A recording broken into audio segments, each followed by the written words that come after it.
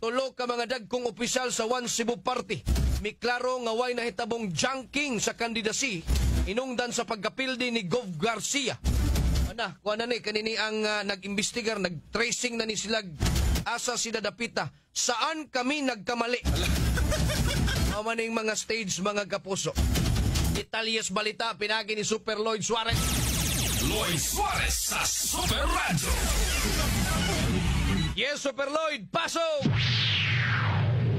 Giklaro nila ni Vice Governor-elect Glenn Soco, Congressman-elect San Simura o ginuman ni Mayor Mandawi City Mayor-elect John Kiwano gaway ni tabong junking sa kandidatura ni Cebu Governor Gwendolyn Garcia nga mahinungdan sa iyang kaparutan ngadto 4. Sila mismo na shock o ilang giklaro nga ang One Cebu Party naka-deliver kini pagsuporta pangayo ngadto ni Cebu Governor Gwendolyn Garcia o gani mato pa nakita sa record nga ang mga sagad nga bidog taga One Cebu Party. Sila nagtuo nga maugay desisyon sa tao o sa mga subuanon nga si Governor-elect Barry 4 mao'y palingkuron sa Kapitolyo.